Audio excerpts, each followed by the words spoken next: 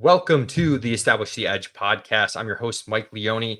Excited for today's episode. I've brought on Eric Beimfohr of Spike Week, and we're going to talk through taking some of the concepts that we've learned in DFS, playing that over, like a decade now, which is crazy to think about, and applying that to best ball. Before we dive into that, though, Eric, why don't you talk to people a little bit about Spike Week, which is a great tool to help you kind of see what your exposures are, what your different types of builds are. There's also some tools that you can use in draft to make sure, if you don't want to remember the week 17 schedule, they've got you covered.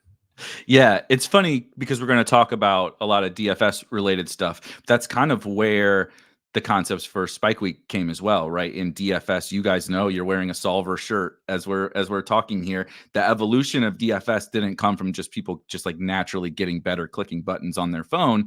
It became with a lot of technology and tools and data and all of that. And so what we tried to do at Spike Week, with me coming from Roto-Grinders and coming from the similar DFS, cutting my teeth in DFS and this whole industry, we tried to, use what we've seen work in all of these other spaces, right? Sports betting, DFS, poker, everything, and build out tools that are not necessarily like giving you answers so much as helping you optimize for some of the things that you think are the edges, right? You can input your own rankings into stuff, and then we'll help you point out where, oh, maybe this guy's a better pick at this point in the draft, like you said, because, okay, it's going to pop off the screen to you. You got guys in this week 17 game, or you got this guy's quarterback, maybe take him over the guy who doesn't correlate on the team, and just different stuff like that. Player exposures, right? I'm sure we'll talk about that at some point. You already have 40% of this guy. Do you really want to take him again?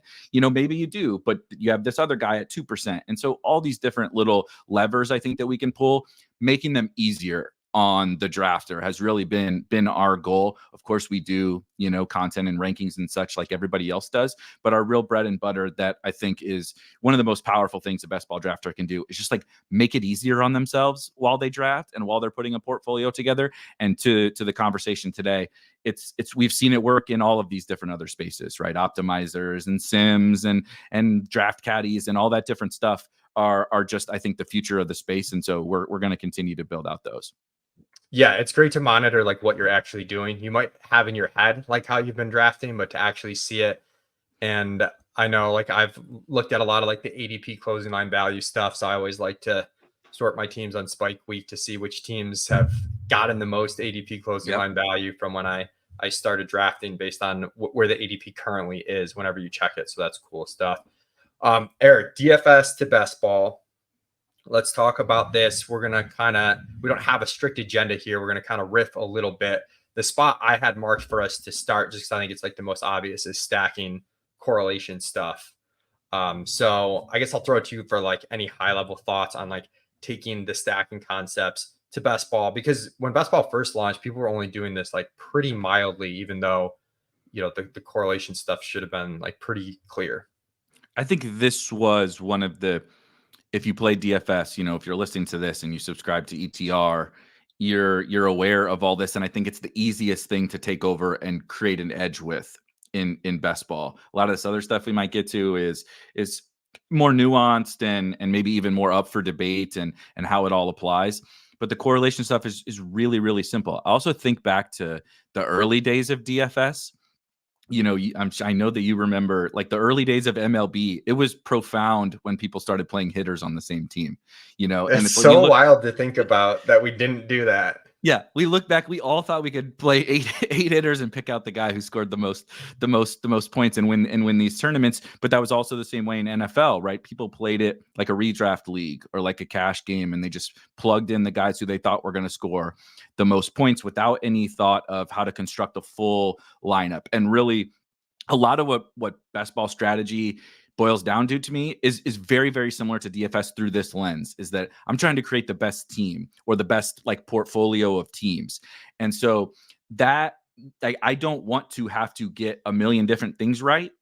First of all, I would rather hit, a 4-leg parlay than an 8-leg parlay, but also when something goes right on one team, being able to benefit from that in multiple different spots is just so huge, because we know the game is a season-long game, but a weekly game kind of combined. And so when I can get to dare I say, spike weeks from players from one outcome, like that makes it so much easier on me. It works over the course of the whole season. Think about the Houston Texans last year. If you just, said the market's way too low on these Houston Texans guys, and you drafted CJ Stroud and Nico Collins and Devin Singletary and Tank Dell and all of them onto your team, one move gave you like 4 or 5 big hits, of course, across your entire lineup. And then in any individual week, right, if the quarterback's having a good game, probably a pretty good bet that some pass catcher is having some form of a good game, and vice versa, right? If Jamar Chase has that 50-point game, Joe Burrow is probably having a really good game. So it kind of hits everything that we're looking for in terms of making it easier on ourselves, filling roster spots. The ceilings are correlated between all these guys. And so it's probably this still, even though people figured it out, it's still probably not like we're in like 5 years into MLB DFS type of a situation. We're not today. Today, like people will tell you, maybe we're doing the stacking thing too much. We're definitely not there in best ball. It's still a pretty big edge. There's also a couple ways where it's different that I feel like I found, and I've been surprised even looking at like some of the, opponent stacking stuff. Like obviously in DFS we'll use bringbacks, but like looking at that in the lens of like the Best Ball Mania playoffs, when we were first looking at the week 17 stuff, my thought was kind of like, there's no reason not to do it. Like take that extra correlation because it's just easy to do, but I don't know if it matters that much. And as I've looked at the data, it's clear that it's giving these teams an edge. And I've been trying to think through why, because I know in DFS, like I worry sometimes I'm forcing bringbacks too much. And I'm like trying to wrap my head around why is it clearly working like this in best ball, and in DFS we might be the other way. And one of the things I've come around to, just I don't know if this is right, this is just my guess, is just the optionality of using the correlation and the stacking with the best ball scoring, where you get the upside of the correlated outcomes, but you don't have to use that player's score. If there's just like something there that is hard to tease out, that's making the correlation matter, like oddly even more in best ball than it does in DFS. So that's one thing I want to get your thoughts on. The other one was like you talked about like the correlation mattering over the whole season. I do wonder if there's like a floor aspect, like a floor ceiling aspect, where like you've got, the 2 wide receivers on an offense that do pretty well. Like generally one of them is at least doing pretty well each week, and you kind of yo-yo that. And then on the big spike weeks, hopefully you're using both, wide receiver scores. Yeah, I struggle a lot with the bring back side of the week 17 element. I think we all can kind of understand the week 17 conversation has really nothing to do with football. It has to do with the payout structure and the format of the game that we're playing. But the bring back correlation, it's my biggest thing I'm still trying to tackle from a DFS perspective. So it kind of has to be the biggest thing I'm still trying to tackle in best ball if I haven't figured it out for this game I've been playing for 10 years. And I do think exactly what you said is we're playing for these such obscene, obscure outcomes, and we don't have to use that player score, right? So even if I use Jamar Chase has that big game, and I have Audric Estime as my bring back in DFS. If Audric Estime scores 2 points, like who cares? Like it doesn't matter in best ball. If Audric Estime scores 2 points, guess what? I got 5 or 6 more running backs that I can fill in there. You give yourself more outs to it not hurting you, and you give yourself that.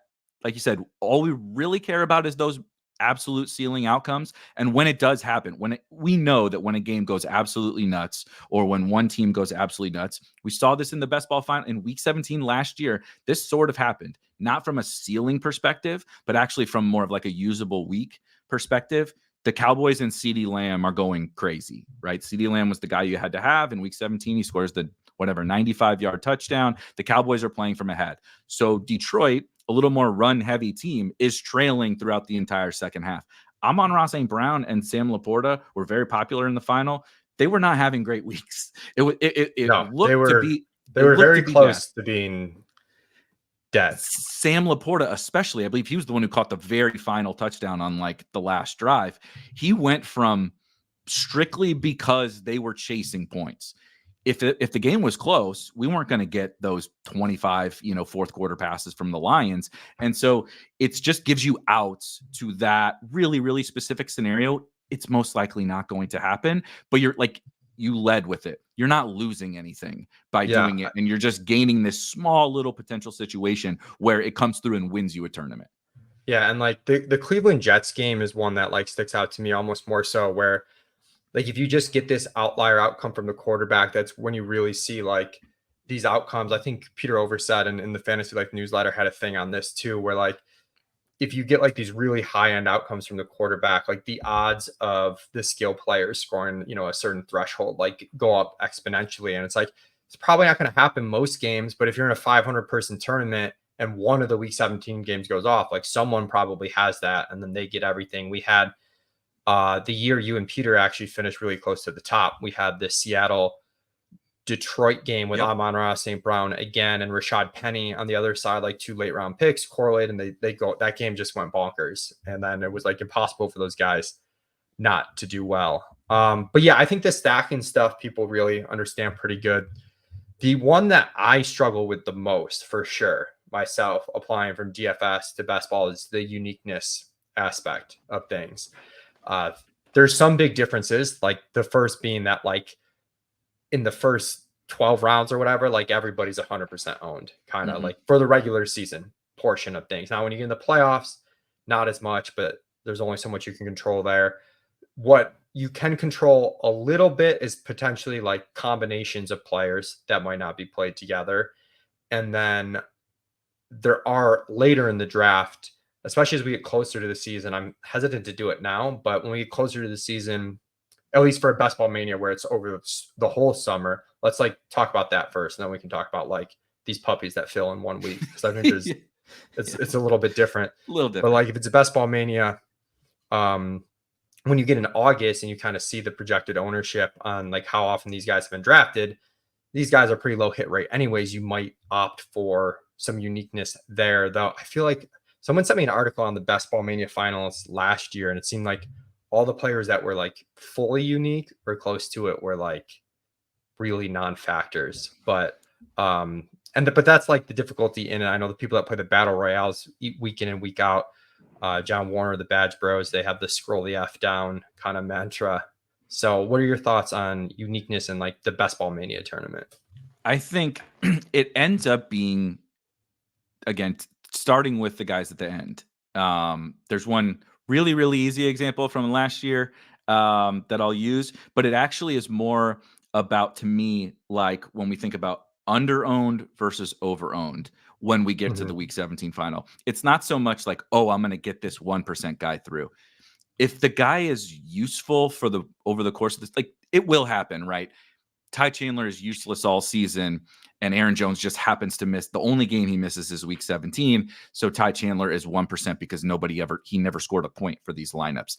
That can happen. That's very unlikely. What is more likely to happen to me, and I know Ty Chandler wasn't undrafted, but just in that example, what's more likely to happen to me is a Kyren Williams. Now, he was a unicorn exact outcome, like to the level that he smashed, but you will find late round running back smashes. And to your point, over the course of the summer, we'll learn a lot about, the round 14 to 18 running backs. We really don't know much right now. We'll learn a lot about, and in Kyren's example, we probably should have learned it a little bit earlier, I think, than we did. I think we were like, ooh, Zach Evans, shiny new toy. We pulled a Chris Evans, by the way, with Zach Evans. Was that guy? There's Kyren Williams here who got to play as a rookie. They talked about liking him. He's running ahead of Zach Evans in early, OTAs and all that kind of stuff. And we were just like, no. Shiny new toy. We don't like Kyren. But still, we didn't know exactly what that was. So he's not being drafted. Like 2/3 of the summer, Kyren Williams is basically never drafted. Then we get to camp, and especially when we got to the preseason, I know you guys do preseason DFS. It was like, oh no, Kyren's not dressing for the preseason games, which is like Sean McVay's like full tell that like this guy's important, right? That's only for Puka, or it'll be for Puka now. That's only for Cooper Kupp. That's only for Matthew Stafford, Aaron Donald. Those guys don't play. So we got that information about Kyren, and he had not been drafted. From that point on, obviously, he's drafted in every draft. He moves up to like the 15th round or whatever.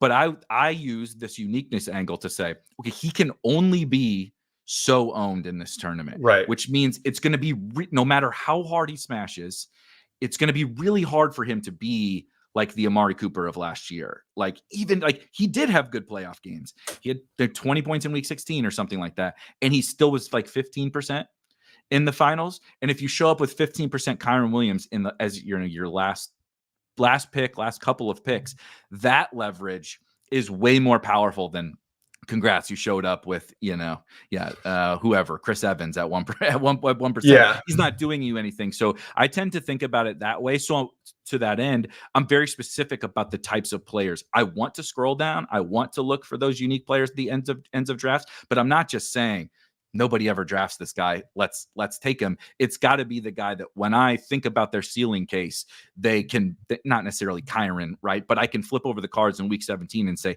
am I happy that he's 12% and I have him? Or am I just like neutral? Or do I not care? If I'm really happy about that, then it's like, okay, this guy's the right kind of player I want to take at low ownership at the end. Yeah, I think you're really right in terms of like if you have a smash like Kyron and you show up at like 20% in the finals, like that's a huge win, right? Like he doesn't have to be 5% for this to be a big win. Whereas someone who maybe had a similar ceiling case and was drafted all summer hits the same outcome Kyron does, and they're 40% owned Yep. in the finals as opposed to 20%. It was the exact same bet. So that makes a lot to me. Getting back to like why I think it makes more sense later, and you kind of alluded to this, but we're going to learn so much stuff where the way Herzig broke it down is like if you're taking the unique guys now and they become, you're taking a lot of risk that they're just really bad picks. Like they're zeros, they're stone zeros. And if they aren't stone zeros, like people are going to start drafting them. So like kind of wait to find the guys that we know have a role and still aren't being drafted, or that's gone long enough over the summer that we know the ownership is down. And then like late July, August, you can start hitting these guys. Just What to about add the one, combination? just to add one to that is, I like I kind of mentioned it, is I want to be really intentional about the late round guys I'm taking right now. I don't think that, just because the guy's not drafted in every single draft doesn't make him like a must avoid because he has risk. Because the unfortunate part of this game, as we all get smarter, is dude, Tyrone Tracy goes at like pick 180. He's going to turn 25 in November, and I don't have any idea what, like, is he nothing? Is he Zach Evans? Is he Kyron Williams? Like, I have no idea. So there's also earlier guys that's like the markets, I like Kamani Vidal, but we just lumped a late round pick. It was probably the third back on his team, much, much higher. And so I'm actually a little more cautious of those guys than I am. So like Kamani Vidal versus Rasheen Ali. As prospects, they're like the same. Draft capital, they're like the same. Rasheen Ali's probably in a better situation. The Ravens are probably a better situation than the Chargers are. One goes undrafted, one goes at like 155 in drafts. I'm not saying to draft Rasheen Ali. I'm just saying if I'm going to take that dive, let's do it on the guy in the last round that nobody is taking, because it's like, okay, if it doesn't work, so be it. If I'm giving up like a good tight end or a good quarterback or a good rookie wide receiver who I know is not going to be a zero, I'm very cautious about doing that.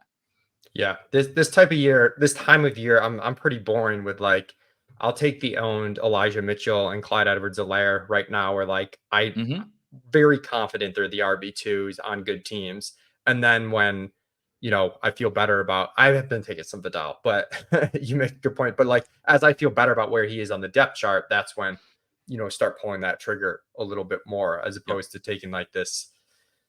God, we've just been there with like Isaiah Spiller, Tyrion Davis-Price, like those two stick every year out to me it's a crazy. ton. Where like they were like 13th round picks, and it was just purely because they were rookies on good teams. But let's talk about combinations a little bit. This is one I struggle most with, where like I get it in theory, where it's like even early in the draft, it's like our takes on like where these players should go are pretty overconfident, even like the 12th player versus the 18th player, and you can kind of manipulate getting unique combinations.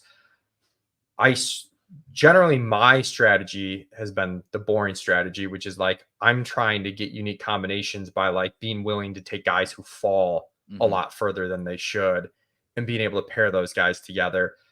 I'm hesitant to get the unique combos where I'm like intentionally taking guys early for a couple reasons. One, you're obviously sacrificing some value in doing so, but like as ADPs change, like maybe that doesn't even become a unique combo by the end. And then it's like, okay, you sacrificed value and then didn't even get the unique combo. So I've struggled this one a lot. One angle that I haven't done a ton, I think I might naturally end up here because I'm like, I feel like I'm in the middle of like the like kind of real heavy wide receiver rookie loving cohort and like maybe the we're okay with this projectable volume and like some of Yep. the olds. I feel like I'm in the middle where I might be taking players that those groups of people aren't generally crossing and taking. And speaking of taking things from DFS, I had um my best week last year was week 18. I swapped to James Conner. I forgot who the chalk running back was, but they ended up equally owned in the tournament, but all the teams constructed like my team played the chalk running back. Right. And then all the people that played James Conner had all these contrarian plays and like were kind of dead. So that's one angle I haven't like intentionally looked at, but I was thinking about the other day. So I love that one. And I want to shout out Billy Jones. He does some like data science and data viz work for us. And I think it was the very first piece he put together was actually just like a zero RB study, like kind of how zero RB is working, how people are building zero running back teams. And he dug into the player combination specific, right? So took a subset, defined what zero running back is. And for us, it's generally your first running back is not within the top 24 running backs. And so like this year that feels really uncomfortable because you're waiting till like round 10, before you get to RB 25. It's so crazy. But in past years, right, that was like round 5 or something.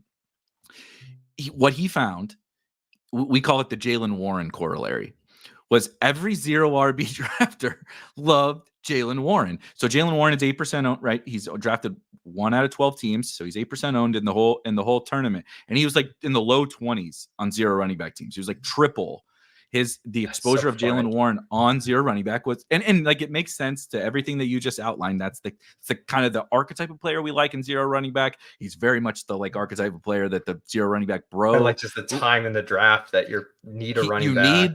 You need the running back where Jalen Warren goes. So it makes sense. And I'm not saying he should be 8%, but like maybe triple the field in zero running back. A little much. Is a little is getting, and then I'm looking back at my team. I would have guessed like double, like as like kind of a for like a systemic. That's like crazy, right? That was the whole tournament, right? Hundreds of thousands of teams, and he's tripled the field on those. And then I'm looking at my teams like, oh boy, I'm the problem here. Like the call is coming from inside the house type of situation. But I think that so you said a couple different things that I could not possibly agree with more. One, if it were up to me, I would love to manufacture those unique combos through ADP value. Like I think that's, if we're like ranking them, the best way to do it is that way for sure.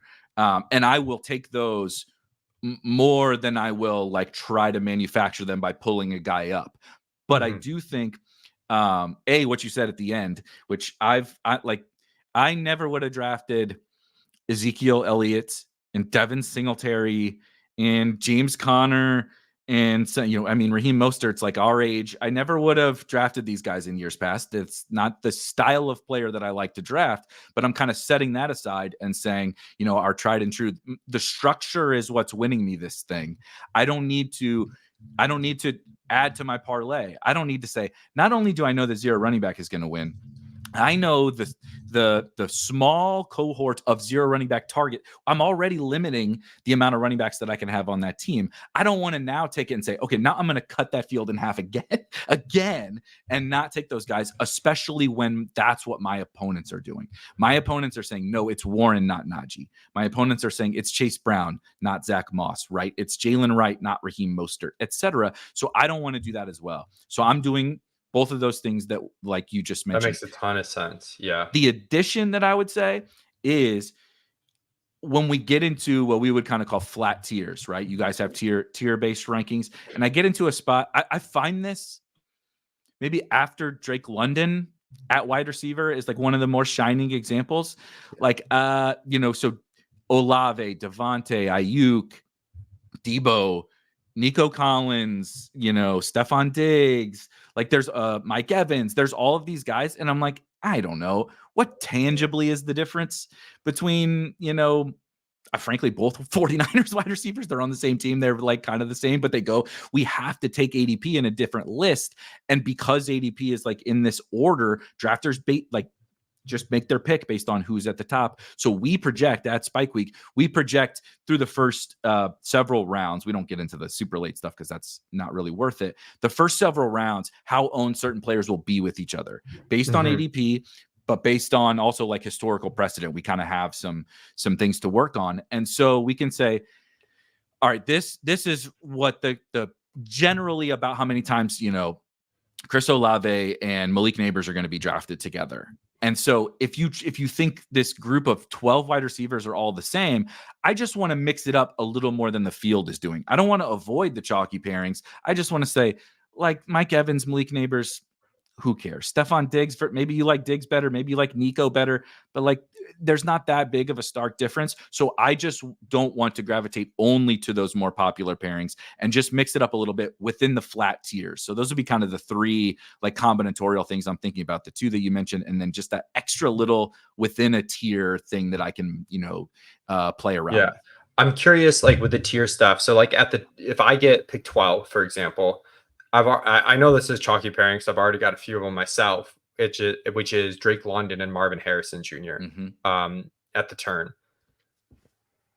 I'm curious how you approach this in terms of like I like both those players, especially London.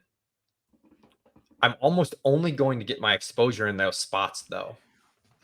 So if I start saying like, okay, I'll take London, pass on Harrison, and take Mike Evans, because Mike Evans, I assume with London has to be pretty low owned, right? I would guess, or Neighbors maybe might be a better comp for that, because it'd be really hard to wrap Neighbors all the way to around in the third I'll round. say, what about London? Nico Collins? I'm not saying we can't like even treat this guy the same, but Nico's like a late second. So you're taking an early second with a late second. Like Nico is never making it to the 3-4 turn, which is where you would need him to be to ever be drafted with that guy. Yeah. So I guess how frequently would you pass on like the London Harrison pairing and like basically accept that like you're going to gain some uniqueness, but you're also probably going to be underexposed to those guys because it almost just can't work out any other way?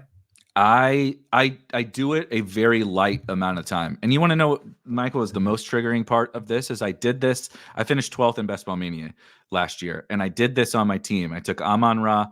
So if you recall, CeeDee Lamb was going at the 1-2 turn, and I actually don't have the draft board pulled up, but I took Amon-Ra and Jalen Waddle for this instance. I was like, the most popular pairing at the 12th and 13th pick last year was CeeDee Lamb and Amon-Ra St. Brown. So this is actually the perfect example of what you're talking about.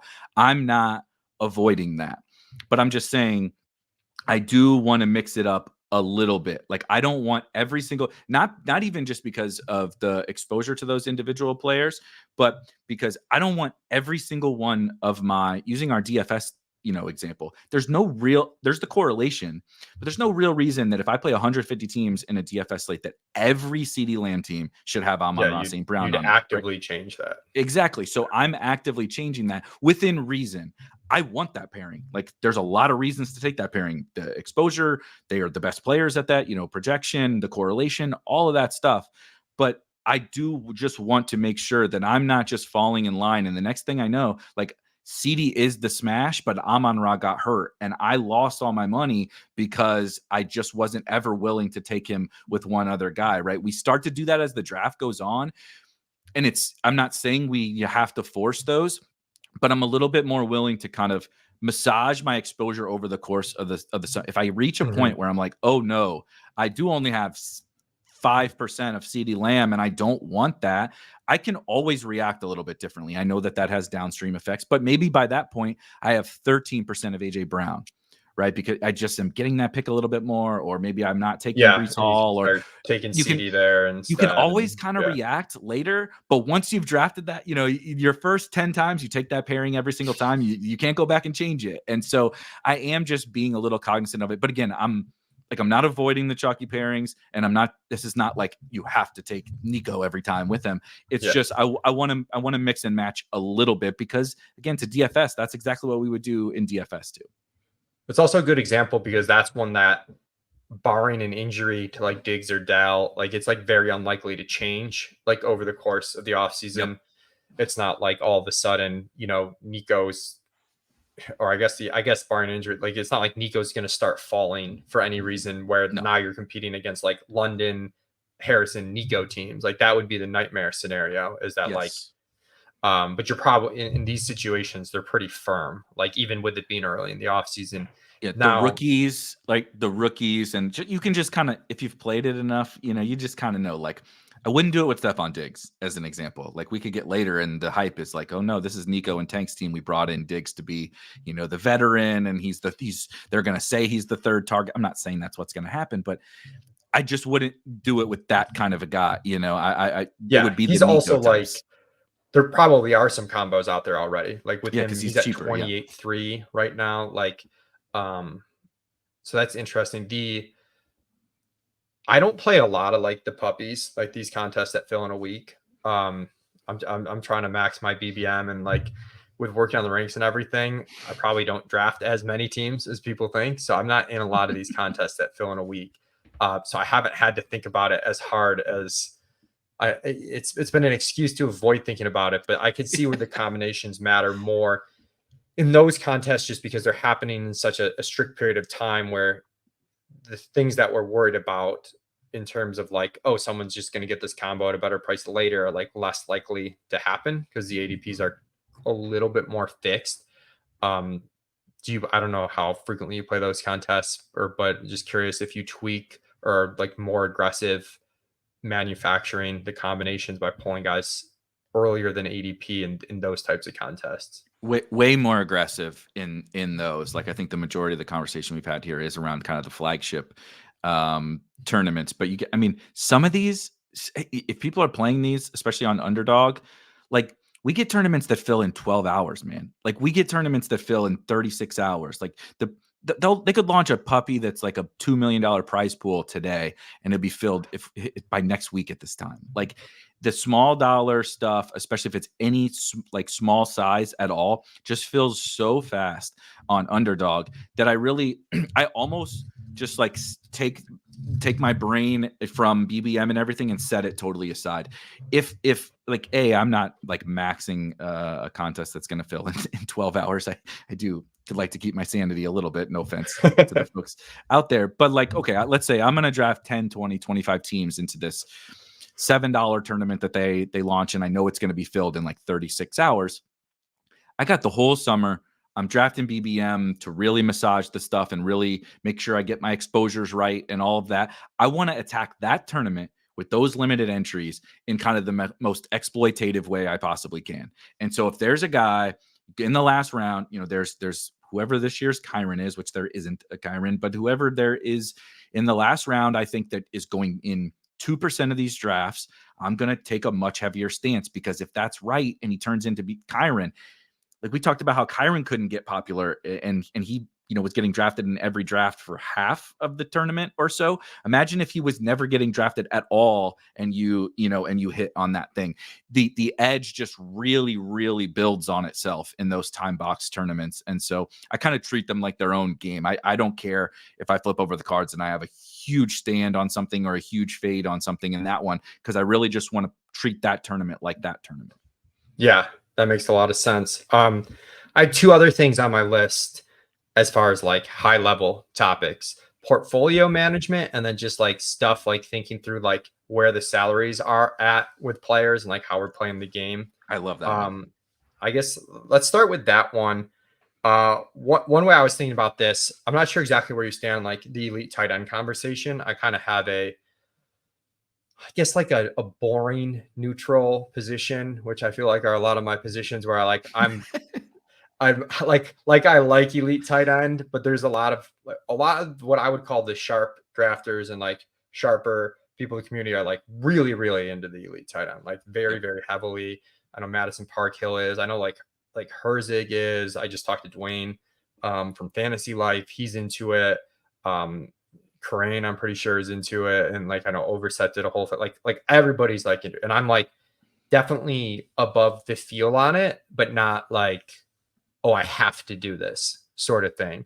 And part of the thing I was thinking through is like, I think part of the pro take for elite tight end is when, especially when we get into these playoff weeks and like a tournament like Best Ball Mania, like going back to the flagship, this single week upside for these players is tough to match, even if you cobble together like 3 late round tight ends, unless we get a weird year like last year where we had like McBride and Laporta. But like objectively, even prior to the season, the late round tight ends this year don't look as good as they did last year. Yep.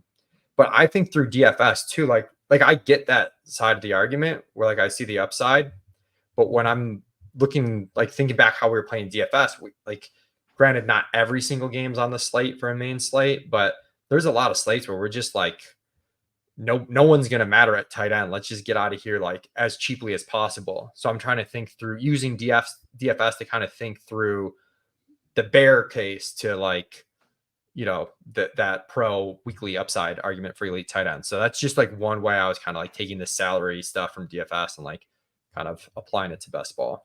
Yeah, the elite tight end thing is such a good one.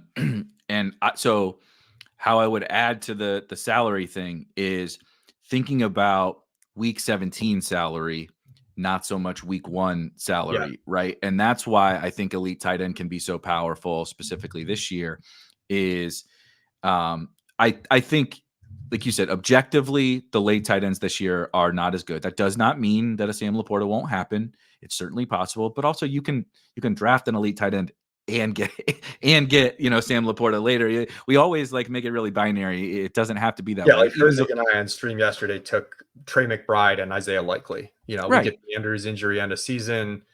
We can still run into that even with McBride.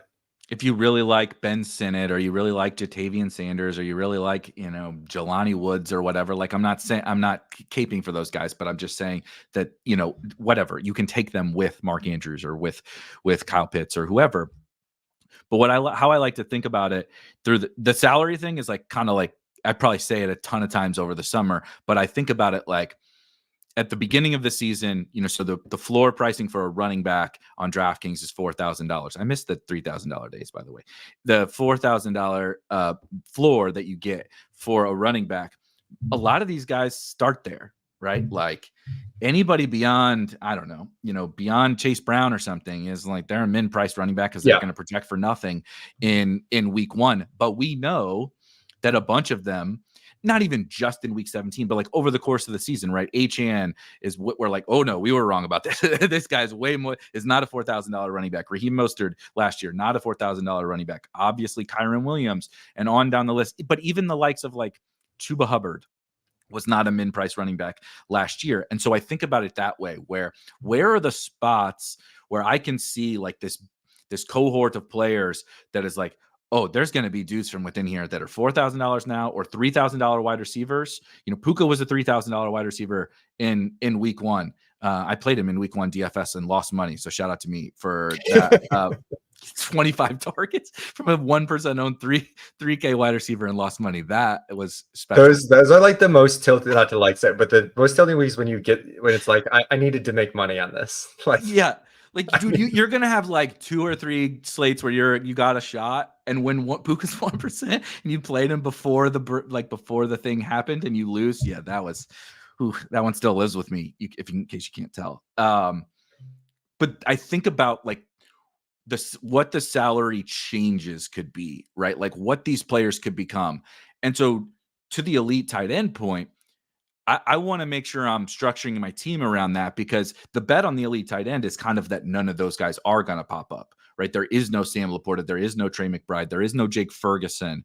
And, Andrews is going to stay healthy, or maybe I didn't, I took Kelsey. So maybe Andrews doesn't stay healthy. So I want to capitalize on that.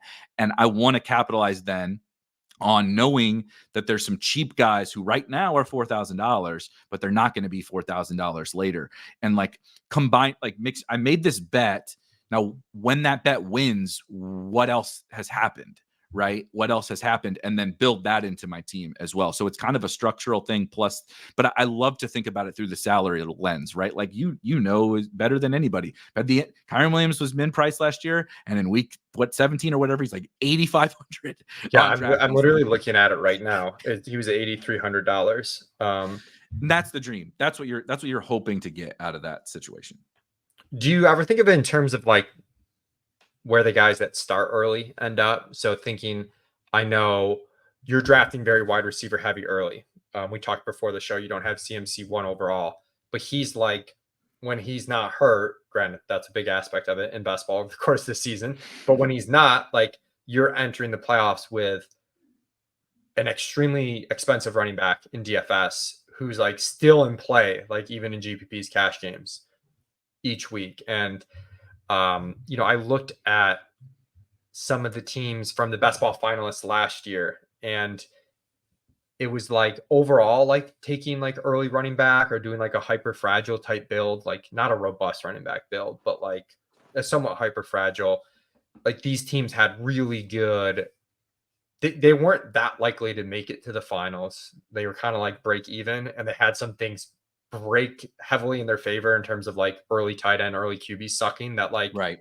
they probably should have done even better than neutral, but they were like neutral making it there. But once they got there, these are teams with like CMC and just three other running backs, or teams that were like Jahmyr Gibbs and Breece Hall and nobody else. But just thinking through how like the running back position in DFS, we don't usually get these studs like Kyron Williams ended up end of season, but when we get them, they're like really in play and like a little bit less volatility sometimes than like the expensive chalk wide receivers.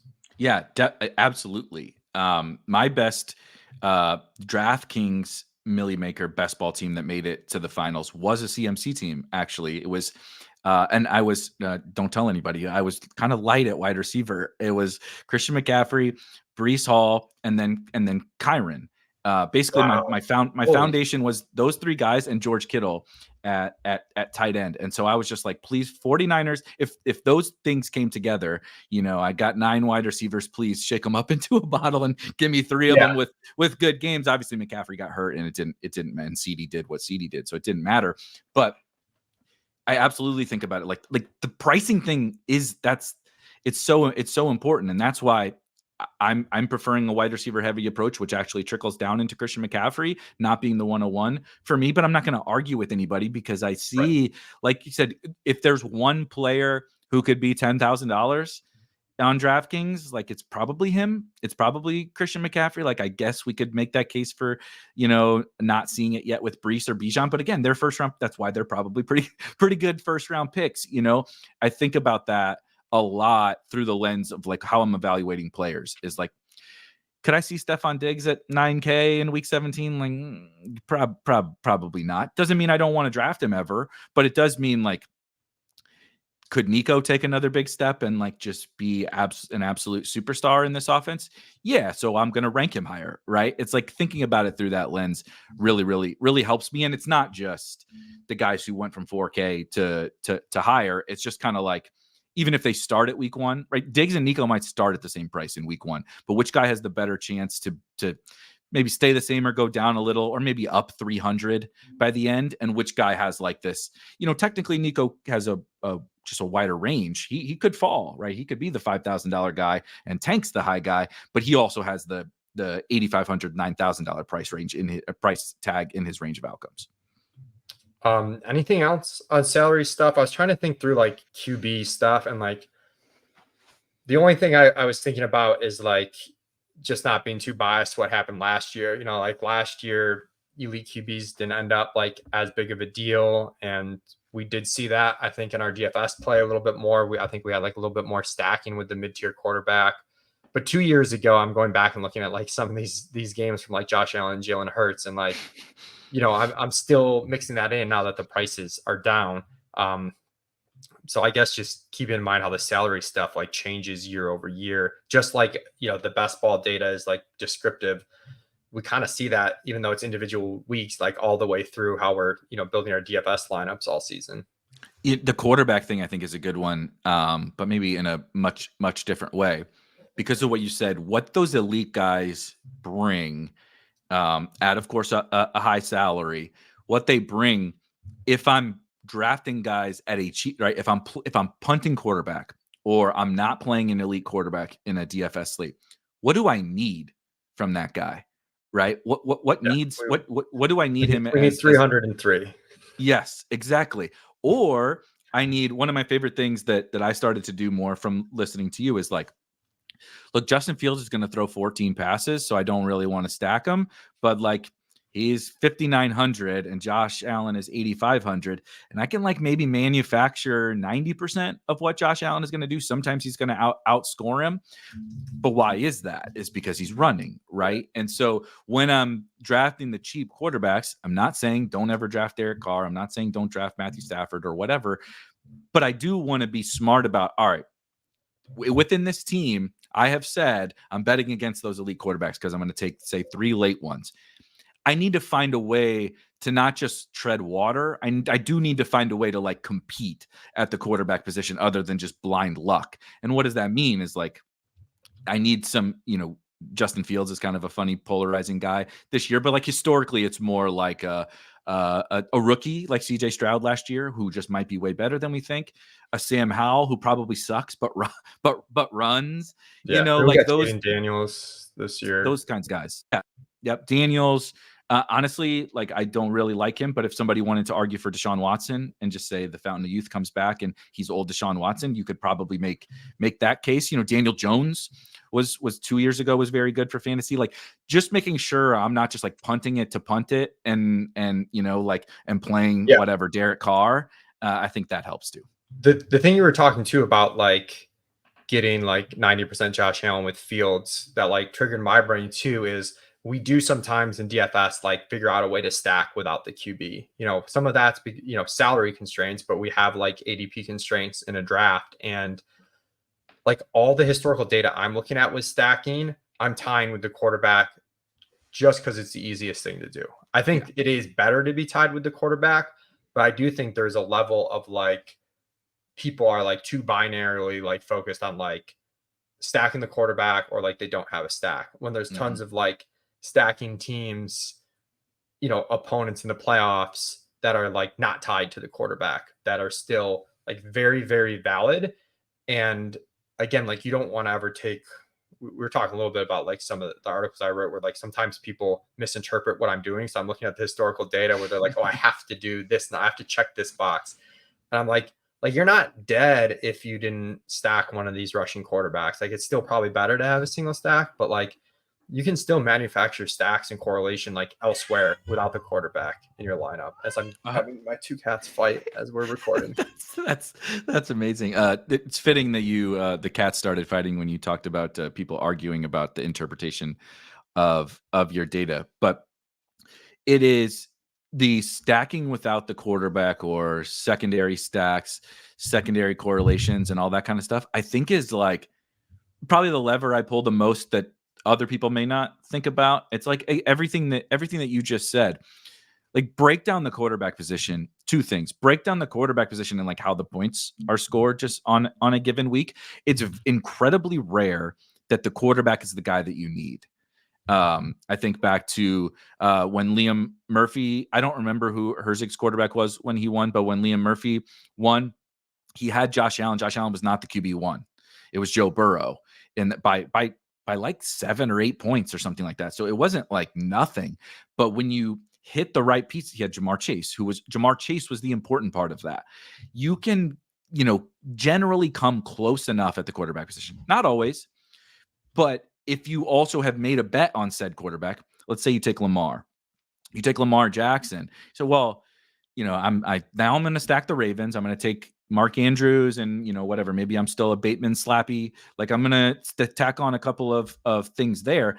I've pretty much said like, it's going to be tough to win if Lamar doesn't give me a good week. He may not be the QB1. He may not distance himself, but like if my 4th round quarterback doesn't do much, it also means my 5th round tight end is probably not doing much.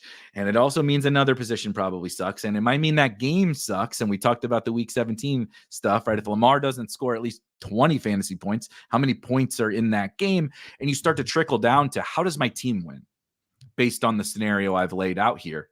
And so, like, you move down the quarterback position and you're like, I mean, I've stacked the 49ers and the Ravens. So I have George Kittle, Brandon Ayuk, Mark Andrews, and Zay Flowers or whatever. I'm like, if they all fail, like if Lamar and Purdy fail, like I'm not winning. I'm not winning Yeah. the tournament.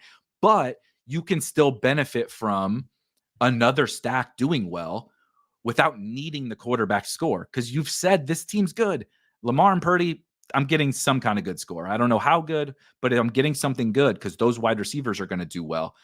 But that doesn't mean, like, why can't our Houston Texans of last year? Why can't the Texans have a good week 17? It just CJ Stroud's score didn't matter to this lineup. Nico has a big week, right? Jaden Reed last year has a big week 17.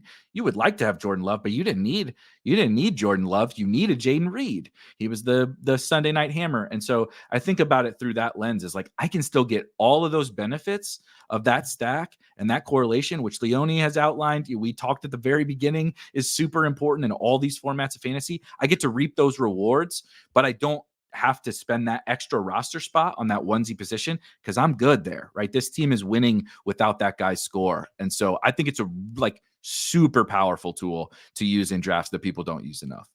Yeah, I think like anything to that, for whatever reason, we're just not measuring, whether it's just like hard to measure or, in this instance, it's just like easier to tie it with a quarterback than not, but like we know makes sense. Like there are people out there that probably aren't doing that stuff as much because they want to like see it tangibly written down as opposed to just like no, drawing a conclusion from like A to B to C. The last thing I have is portfolio it adds to the management. point we just talked about too with the quarterback thing, with the like naked Justin Fields. Like, I can stack the Rams or the Saints or whatever, but plop Justin Fields in and say, well, Derek Carr's like not gonna like blow Justin Fields out of the water, but I don't want Pickens and Roman Wilson and stuff like that. I would rather have, Olave and Juwan Johnson and Rashid Shaheed, because I can benefit in multiple different ways. It helps create some fun roster constructions too, just like it did in DFS. And even like flipping that, like sometimes with the elite quarterbacks like Allen and Hurts, where I think they're a little undervalued right now, maybe not crazy, but a little, like I'm okay if I only have those guys like single stacked or something. Like I know they can have those big rushing touchdown weeks, and like I don't want to feel like I have to like, like, oh, I didn't get Kincaid with him, so like I'm done. Now I got to take Keon Coleman and like at the 5-6 turn or something. Like I don't think you necessarily have to. Obviously, I'm trying to complete those stacks, but if I don't, I don't think like you're dead with that type of quarterback. Now, if you take, Mahomes pretty early, it might be a little bit different. It's a little bit tougher just because he's got to get there through the air so much. And that's what we think through in DFS. We're double stacking Mahomes most of the time. Exactly. We use the same logic. We just don't struggle. We struggle with it more in best ball, I think, because we're drafting a full team. As far as portfolio management, obviously, like drafting 150 BBM teams, there's some comparisons to your drafting, 150 teams and whatever MME tournament for DraftKings for the week. I really liked an article Sacrilegious did on Legendary Upside, talking about like diversification. I'm like a pretty diversified drafter, but like I have more stands than people I think realize. What's around them is pretty different, and that also like extends from what you were saying earlier about like not always taking CD and Amon-Ra together at the turn, like getting the combos a little bit unique so that you can have heavy stances, but you don't want to be like having like 3v3s, versus your own roster in a tournament like this. So that's one thing I think through, and it's the same thing in DFS where you might think one stack is like the best stack of the week.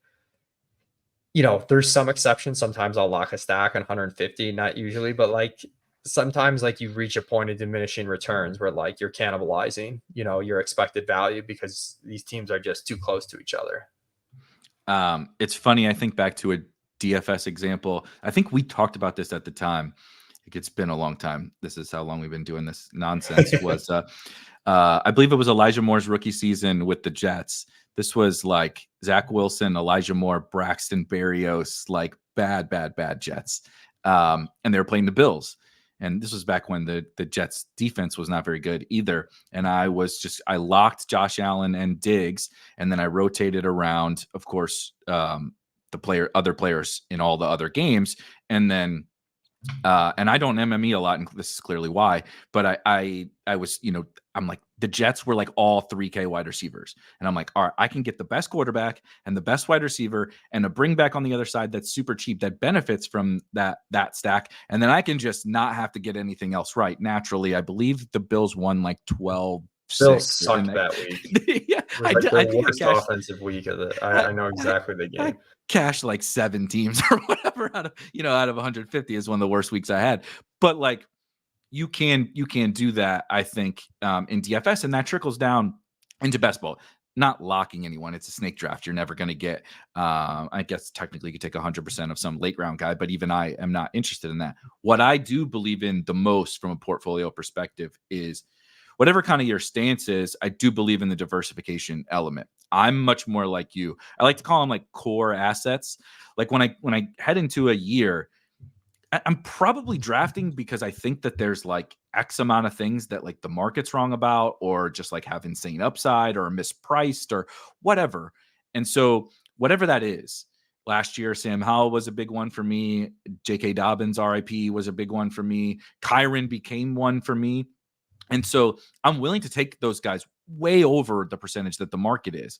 But after that, I don't want to, I'm massaging all the different combination stuff, right? Like I got 100 Kyron Williams teams. What do I want those to look like? When I flip over 100 teams feels like a lot. You flip over those cards in week 1 and you're like, how the hell do I have no Jaguar stacks with Kyron Williams, even though I drafted him 100 times?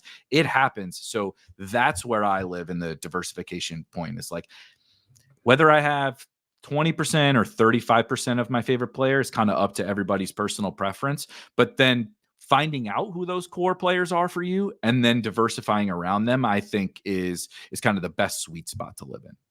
Yeah, and this stems too from like Crane and I, one of our first podcasts on Establish the Edge, when he first started with me, we talked about like finding your edge and maximizing it. And you talked about it a little bit earlier with zero RB and the Jalen Warren stuff, but it's like, if your edge is zero RB, let's just say that's your edge for the year. Like you don't want to die because you took like all of this one player that like kind of fit, that maybe you didn't love the player, but he fit the strategy, as opposed to Kyron where you like love the player and then you're fitting strategies around it.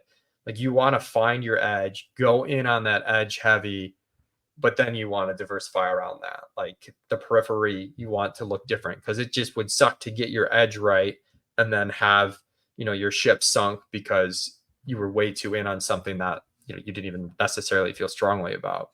It's hard in best ball too. I think that the DFS comp is another really good one. I used to write a piece every week on Roto Grinders that was called Find Your Edge. We started like a series that was like thinking about it through this, like, don't just show up, click the optimize button or whatever and say, congratulations, I got 150 teams. Thanks. I paid you for the projections.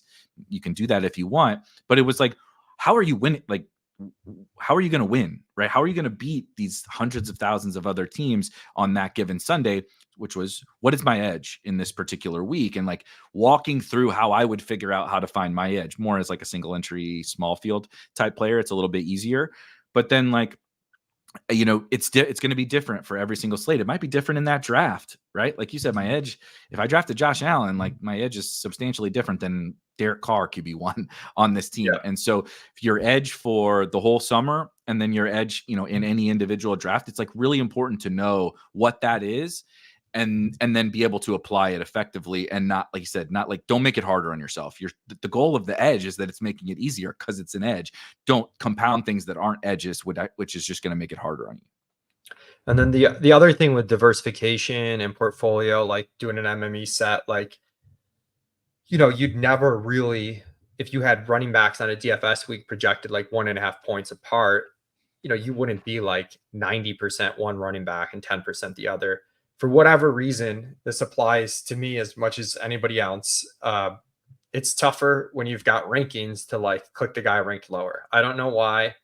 It just it feels different. What I like to do is break a lot of ties. That's where when we incorporate things like correlation and ADP value, sometimes that's just a good excuse for me to diversify, not just clicking the 55th ranked receiver over the 58th ranked receiver every Right. single time. 100%. So the concept first, and then like how I think everybody deals with this. I'm not a psychologist, but when they put a list in front of us as humans and they say the top of the list is better and the bottom of the list is worse, we just say like, I can't. You, how can you force me to pick the fifth guy on the list? That doesn't make any sense. The first guy's better, right? And so it's a really hard thing to do like in practice. It seems easy, but I think about it from a DFS perspective, exactly like what you said. If we Like showed up to optimizers, we just put check variance column, and then we yeah, don't have to actually do it ourselves. So it's exactly. easier. We have to physically click the buttons to make it different. But we know from DFS that using our pricing and this projection example, two $6,000 running backs, one guy projects for 11.4 points, the other guy projects for 10.9. What really is the difference? Sure, we're going to have a little bit more of the 11.4 guy or whatever. But at the end of the day, we're talking about something that's so close it almost doesn't matter. So we would apply that as such in our portfolio for a DFS slate. But those guys could be separated by like 4 ADP spots. And we will, like you said, we will always take that guy first. And then you flip over the cards when week 1 is here and you're like, I got 25% of this dude and 2% of this dude. And I thought they were basically the same. I thought they were basically the exact same bet. And so we, using the very original conversation, we built a tool called the Draft Hacker, which is what it overlays onto your screen while you're drafting that gives you all this information. And it's trying to do exactly what you're talking about. When you draft a player, the players who in the future are in that ADP list that correlate with him, you can highlight them, right? You can have your player exposure on there. So you can see like, oh, I got 25% of this guy and 2% of the guy 3 spots down in my rankings. That doesn't seem right. You can physically see it in your draft ADP value, just like you said, guy at the top of the ADP list. All that stuff will highlight for you. You don't have to use our tools, of course, but that's kind of the problem you're talking about. It's like kind of what they're designed to do is like remove the human bias and when the you're human confronted with like the information in front of you, it becomes a little bit easier. And I think the exactly. projected points in DFS now, we're far enough along where we know 11.4 versus 10.9 is not a big difference. For whatever reason with ranking, we don't. But yeah, you flag the correlation or you're confronted with those exposures in front of you, then all of a sudden it's a little bit easier to make the correct diversification click.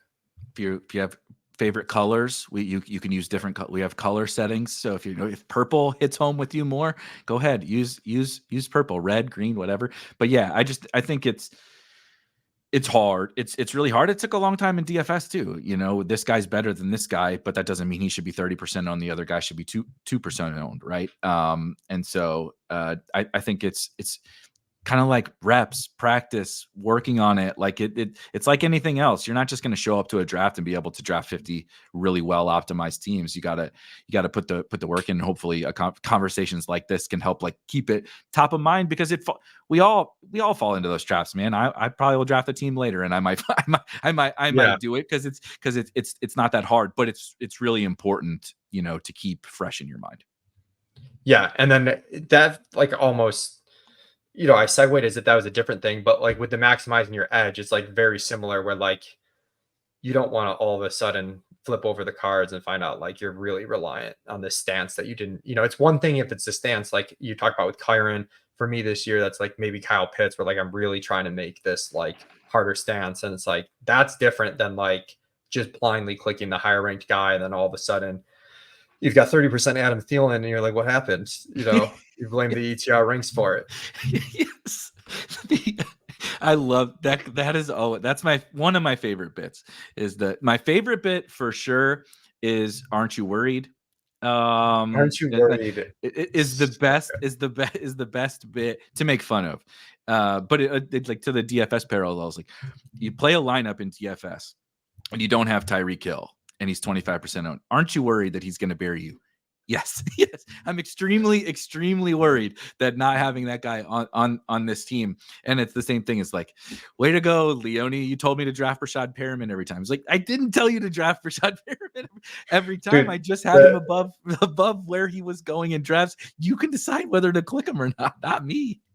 I think it was last summer with the aren't you worried? Like I didn't think I was going to survive the summer. It was just like everything. It was like aren't you like yeah, I'm terrified. You guys are making me more terrified. Like I'm doing my best here, but like if I could just spit out the end of season results, I would. But yeah, I'm absolutely terrified. I live in a state of fear with the best ball ranks. Every draft, I get more afraid every single time I hop into a draft. Oh, but yeah, this has been great, Eric. Thanks so much for Eric approached me with this topic. I think it was a really good one. So pumped about that. Definitely make sure you check out the tools at Spike Week. You can also check out my work over at Establish the Run. And if you like and subscribe to the Establish the Edge podcast, it just always helps to continue doing these episodes for free. I know they've been a bit more sporadic, busy best ball off season, but we'll keep the content going all off season. We'll have the off season projection special with Ben Gretch coming in July. Any last words, Eric? Nope. Nothing from me. Appreciate you having me. Yeah, anytime. Thanks again so much to Eric and for everybody listening.